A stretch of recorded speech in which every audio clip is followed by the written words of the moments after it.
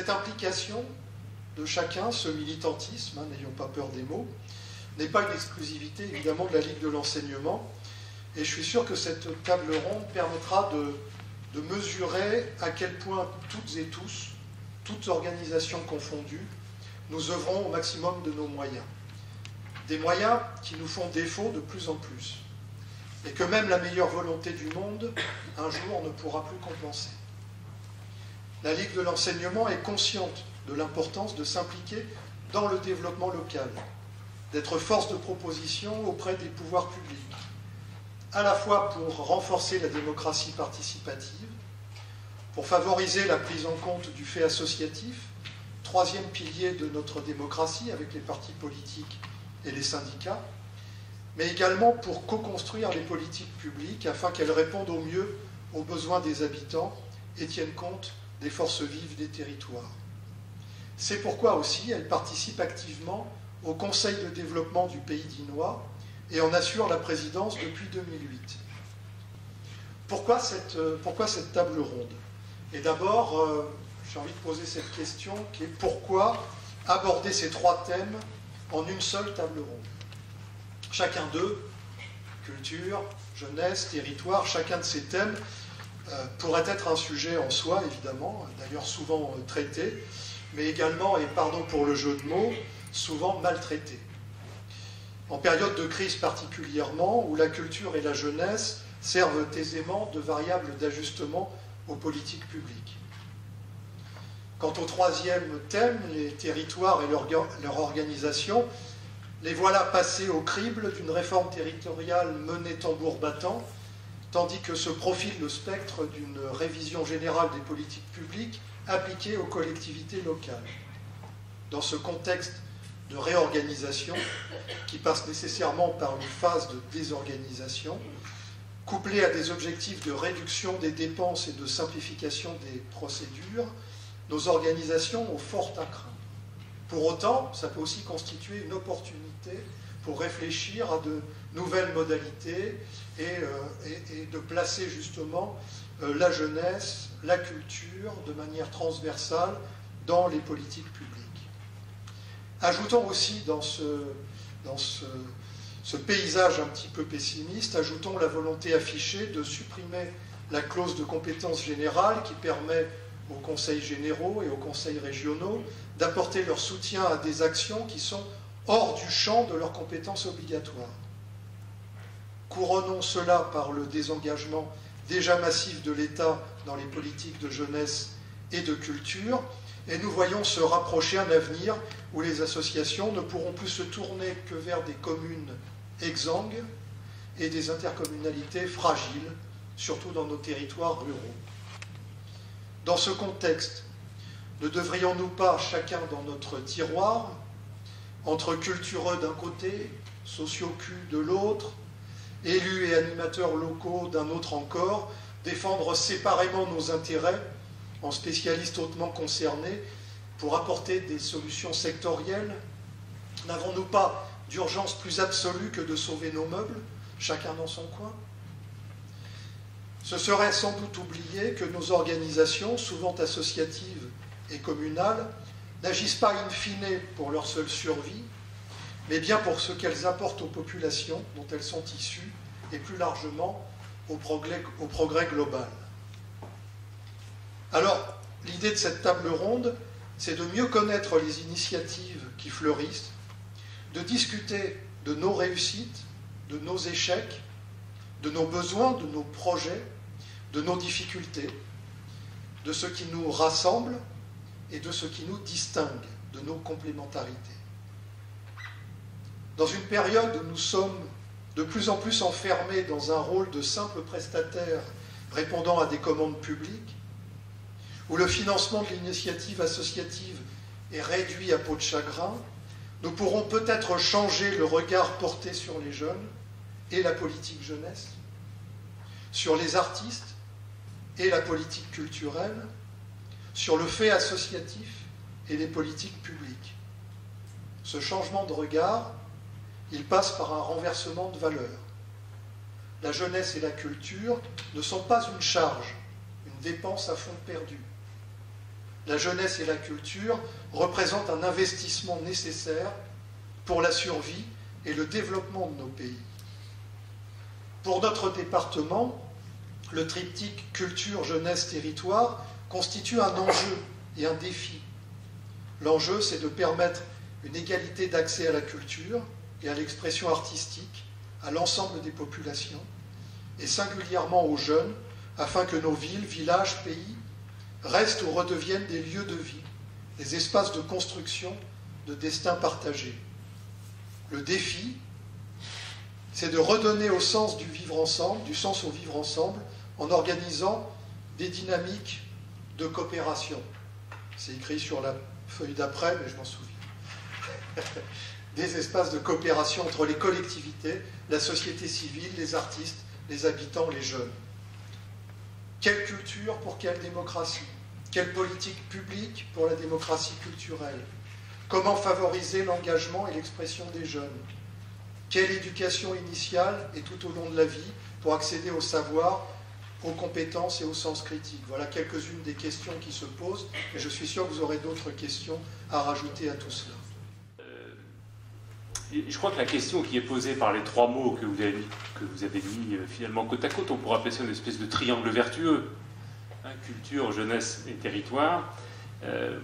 Moi, la première chose que je dirais, c'est qu'il ne faut avoir aucune nostalgie en la matière. Il n'y a pas eu d'époque heureuse de ce triptyque. Voilà. Simplement, on a l'impression que, y compris les territoires ruraux, sont traversés aujourd'hui par des transformations beaucoup plus importantes qu'on ne le croit, et qu'il faut se poser la question de savoir si on est bien ajusté.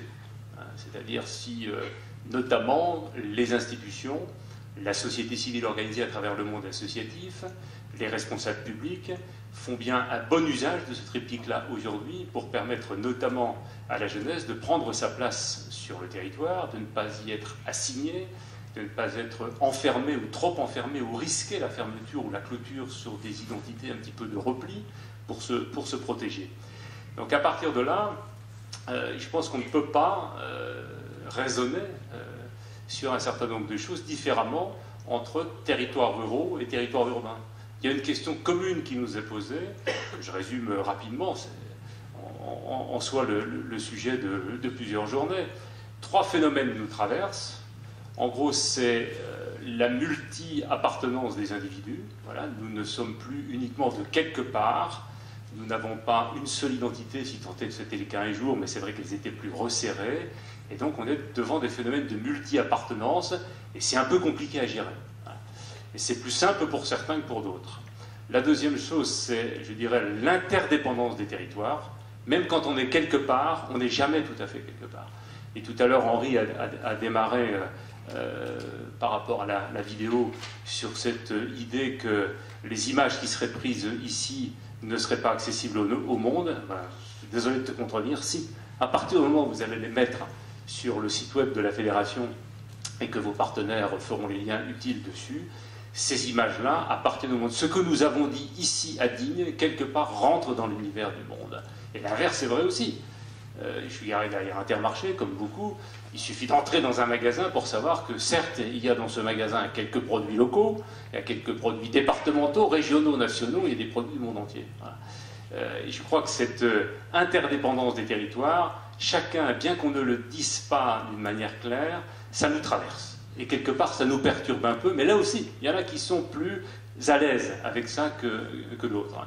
Et puis la troisième chose, c'est ce qu'on pourrait appeler la complexité des enjeux. Alors je ne dis pas la complication des enjeux, mais la complexité, c'est-à-dire le fait que tout semble être, là aussi, d'un point de vue, alors pour le coup, de la culture, interdépendant.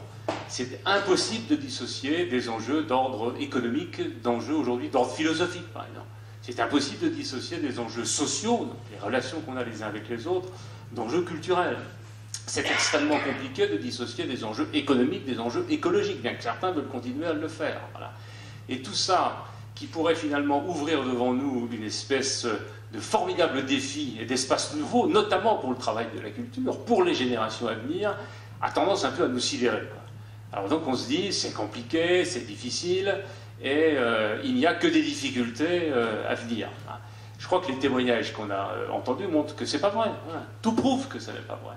Et donc il faut, je crois, s'atteler à rendre beaucoup plus visible le témoignage des acteurs qui, que ce soit sur les territoires ruraux ou en milieu urbain ou partout, eh bien, tentent de faire aujourd'hui avec la situation telle qu'elle est. Non pas pour s'y complaire, mais pour effectivement l'améliorer, pour faire en sorte, parce qu'il y a quand même de vraies difficultés, et notamment de vrais risques, et notamment des risques de repli. Moi, je vais insister un petit peu là-dessus, mais qui ne touchent pas que les jeunes. Hein, aujourd'hui. La manifestation du repli culturel, et Jean-Claude l'a évoqué, elle est beaucoup plus, à mon avis, chez les personnes de plus de 70 ans qui passent à peu près 7 à 8 heures par jour devant leur téléviseur et qui n'ont comme représentation du monde que le journal de Jean-Pierre Pernaut à 13 heures, que seuls des jeunes des villages de ce département qui, quelque part, circulent, naviguent, alors pas toujours on le souhaiterait, mais bon, c'est leur problème dessus.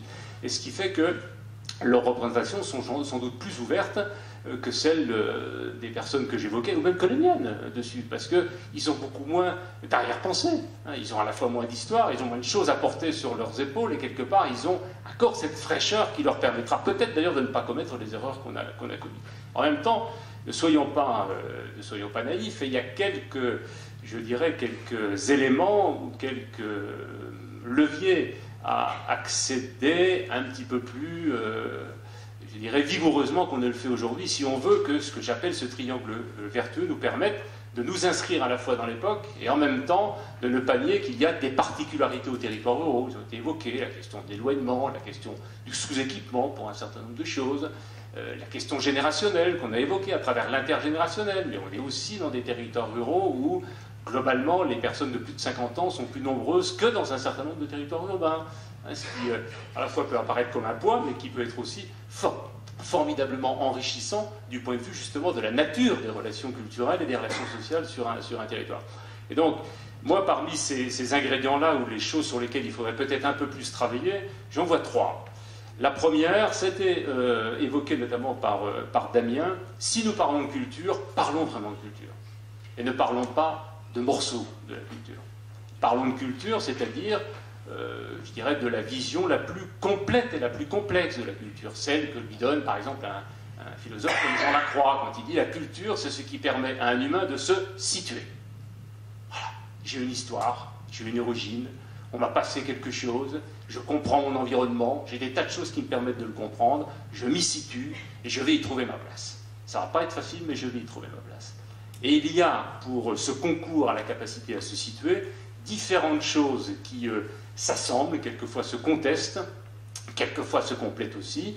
Alors on a évoqué, évidemment, on a eu le témoignage en la matière, la question des artistes et de l'art, c'est un élément extrêmement important sur la capacité à se situer. Pourquoi ? Parce que généralement, ça décale le regard. C'est fait essentiellement pour ça. C'est fait justement pour ne pas nous assigner dans des idées toutes faites et devant une représentation qui est une représentation purement héritée. Ça décale parfois un peu violemment, ça décape, voilà, de temps en temps ça nous déstabilise un petit peu aussi. Et puis ça nous raconte quelque chose de nous qu'on ignore un peu, ou qu'on ne veut pas toujours bien voir. Voilà. Donc ça, c'est une fonction importante du travail des artistes et de l'art. On l'a évoqué un petit peu en sourdine, mais s'il y a bien une institution culturelle présente partout, c'est l'école.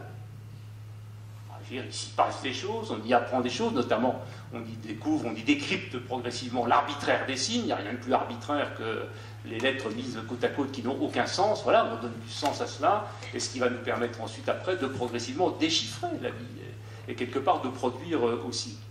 Ça a été fait référence. Également, la question de l'information est importante.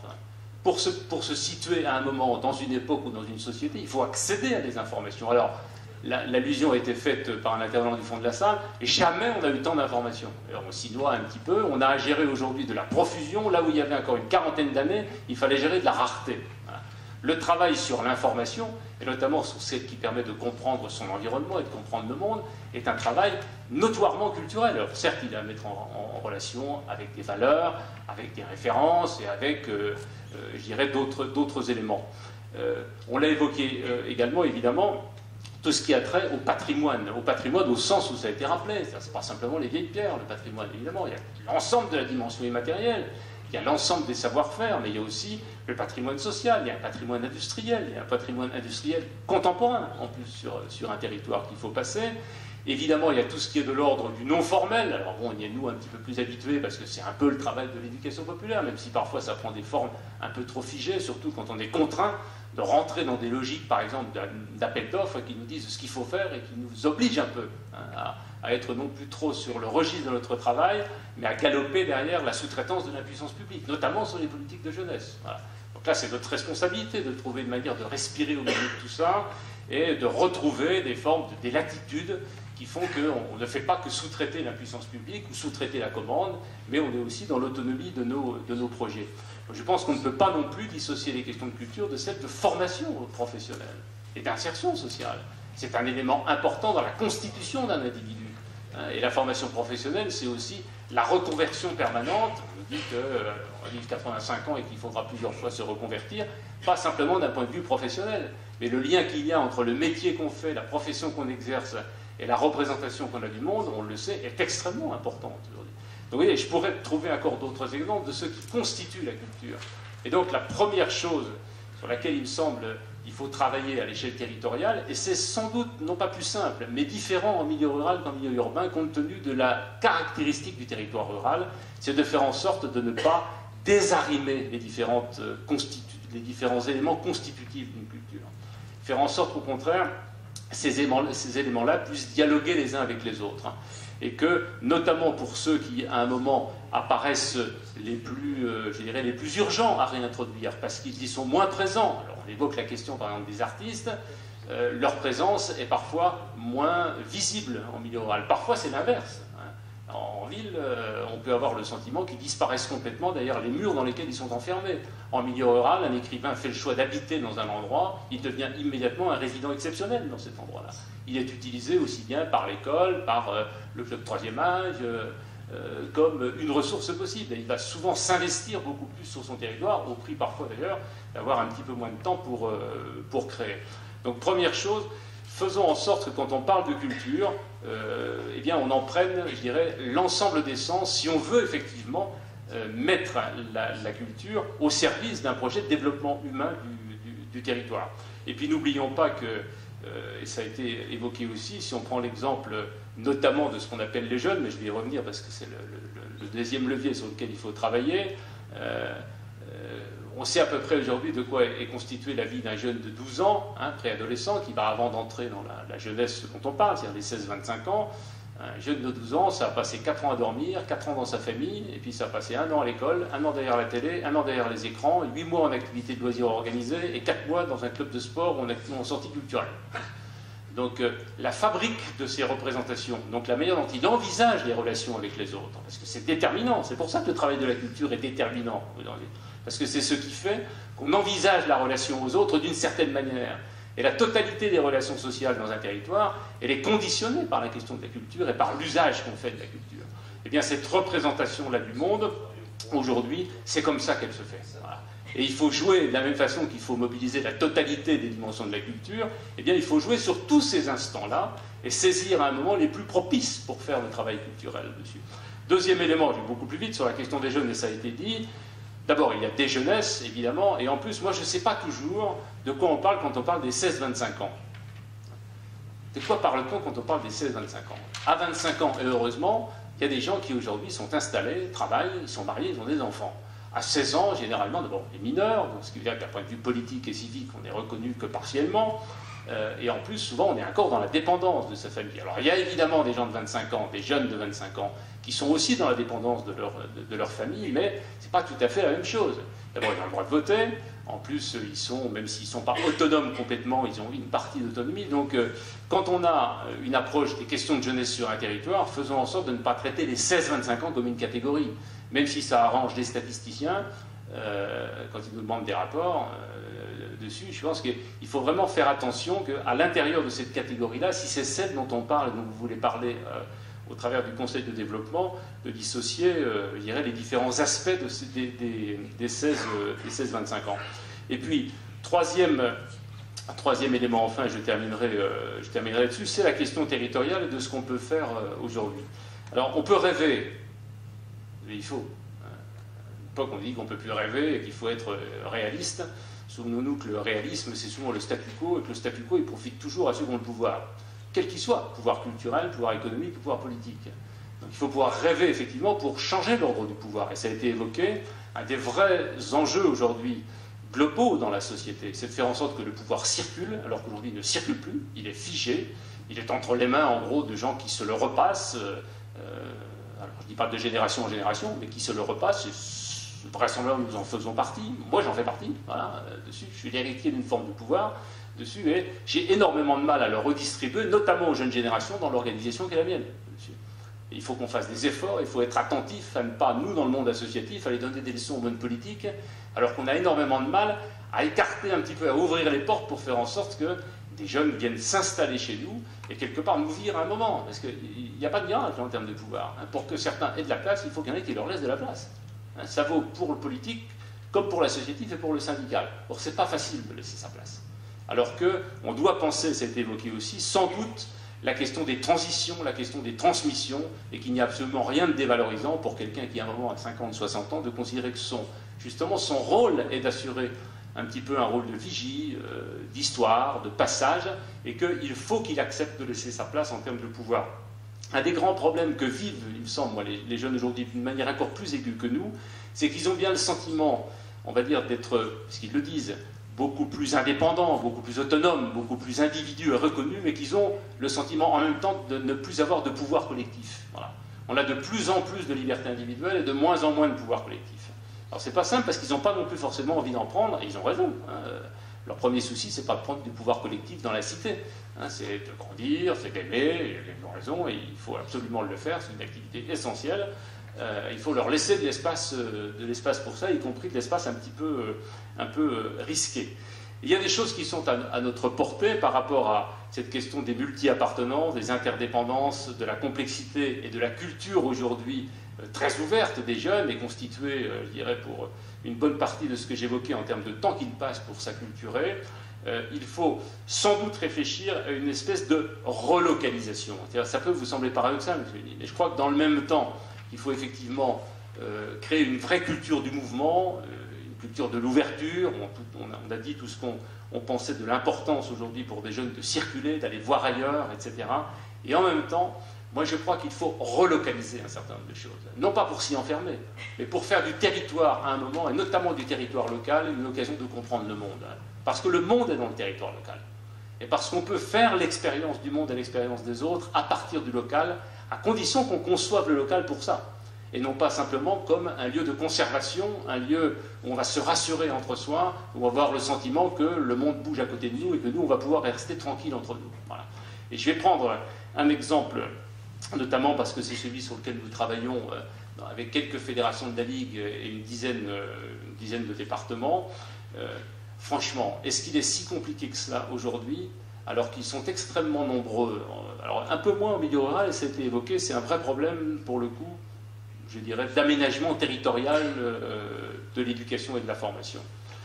Les établissements scolaires dans ce pays sont ouverts 150 jours par an.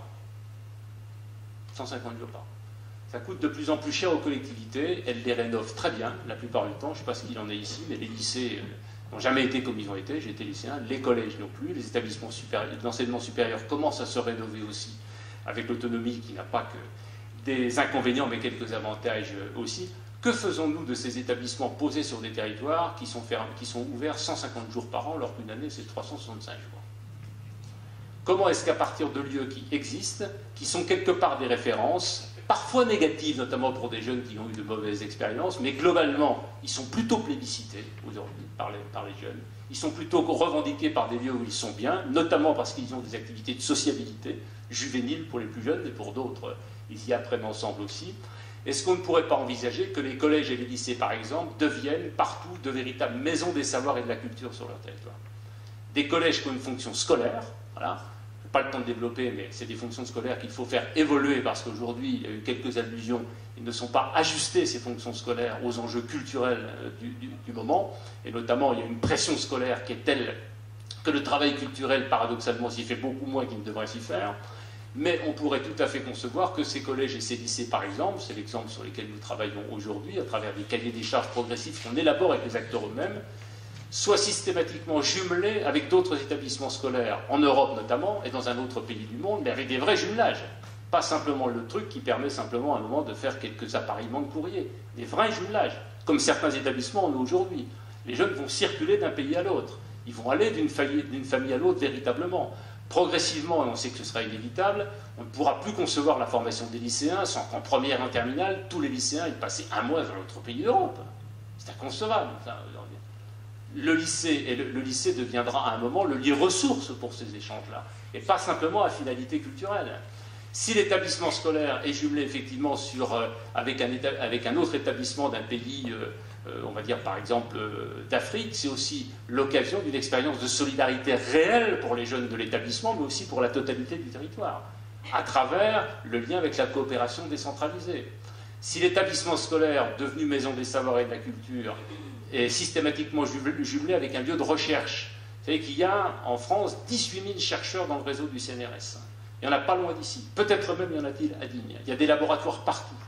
Lier un laboratoire de recherche avec un établissement scolaire, permettant et aux élèves eux-mêmes d'ailleurs de devenir quelque part des co-cherchants avec le chercheur, mais aussi à une partie de la population que ça intéresse, ça donne et à l'établissement et aux jeunes une idée, je dirais, du progrès possible à travers une recherche scientifique mieux partagée, et non pas la crainte que la recherche scientifique ne va provoquer que des abîmes aujourd'hui d'interrogation sur les nouvelles responsabilités humaines.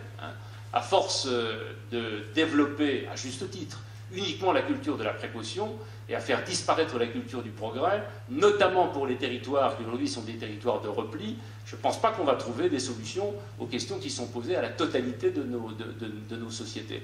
Faisons en sorte aussi que tous les collèges et les lycées soient jumelés avec des établissements, pour le coup, artistiques, ou des établissements patrimoniaux, ou des musées, ou des grandes galeries dessus. Et mettons ça dans le cahier des charges de ces institutions. Ça l'a été à un moment. Jean-Claude Sacquois, parce qu'il a été élu dans une municipalité dont la maire a été ministre de la Culture, et elle s'est fait massacrer et ratatiner parce qu'elle a proposé que dans le cahier des charges des grandes institutions culturelles présentes souvent dans les grandes villes, il y a de véritables obligations de jumelage avec les lieux sociaux, les lieux éducatifs, qui étaient notamment les établissements scolaires, et aussi les équipements de quartier. Ça n'a jamais été mis en place, ça ne coûte pas grand-chose. Généralement, ça demande par contre un vrai renversement de perspective pour ceux qui sont dans ces institutions-là et qui conçoivent leur travail, pas simplement dans le sens d'une offre à ceux qui n'ont rien, mais aussi dans un système d'aller-retour. Et il n'y a rien de pire aujourd'hui que d'entendre qu'on va aller apporter la culture à des gens qui n'en ont pas. Voilà. Comme si les gens de Digne n'avaient pas de culture, comme si les gens des quartiers nord de Marseille n'avaient pas de culture. L'enjeu, c'est l'échange aujourd'hui, c'est le transfert, c'est de lutter contre l'assignation à résidence dans une seule forme de culture. C'est le risque qu'il y a effectivement, par exemple, pour des jeunes qui passent aujourd'hui 3 heures, 10 heures derrière des écrans, pas uniquement les jeunes, d'avoir comme référence culturelle exclusivement celle des jeux vidéo. Voilà. Par ailleurs, il y a d'excellents jeux vidéo. Il y a même un univers graphique qui aujourd'hui est formidablement créatif dans une partie d'entre eux. Mais il faut aussi le contact vivant, réel, voilà, avec des artistes, avec des artisans, avec des chercheurs, avec d'autres. On ne peut pas simplement être rivé derrière une seule forme de culture. Eh bien, les collèges et les lycées, il y en a partout en France. Il y en a un petit peu moins dans ce département qu'ailleurs, compte tenu de la densité, j'imagine, et puis peut-être des choix qui ont été faits à un moment d'implantation.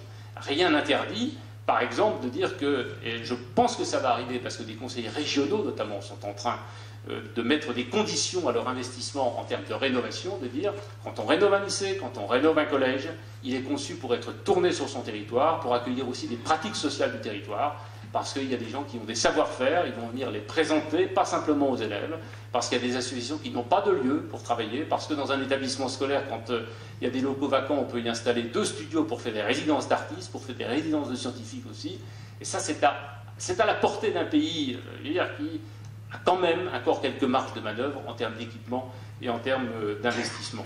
Quelque part, c'est aussi une manière de permettre aux jeunes qui passent dans ces établissements de développer progressivement une capacité à faire usage de son territoire. Et quand on fait usage de son territoire local, généralement, on sait faire usage des autres territoires sur lesquels on va être amené à se déplacer. Et on a plus de chances de faire usage de ces interdépendances territoriales, parce qu'on sait que le territoire de Digne, il est effectivement enchâssé en relation avec d'autres territoires. Faire l'expérience de son territoire, c'est effectivement mobiliser la culture dans toutes ses dimensions pour faire en sorte que ce territoire ait du sens et qu'on s'y sente, y compris en situation de produire de la culture, à un moment. Et pas simplement d'être toujours en situation d'aller vers les autres dessus. Et la production de la culture, l'accès à des cultures constituées, la circulation des cultures sur un même territoire, Je crois que c'est ce qui peut éviter, à un moment, toute forme d'assignation à résidence. L'allusion a été faite précédemment, et je terminerai là-dessus par rapport à la question du développement. Je crois, mais je ne le cite pas littéralement, donc si tu as la formule, vous pourrez toujours la reprendre en exergue de vos travaux. Je crois que c'est Christian Bachmann qui travaillait notamment avec Goncharov à un moment dans la revue de l'ADELS, qui disait que le développement, à un moment, et le développement humain d'un territoire, c'est ce qui devait permettre à tous les habitants d'un territoire, donc, disons aux jeunes par exemple, de se doter des moyens de satisfaire leur envie de rester ou leur désir de partir. Essayer de se doter des moyens de satisfaire l'envie de rester ou le désir de partir. Il n'y a aucune raison que des gens se sentent coupables parce qu'ils ont envie de partir.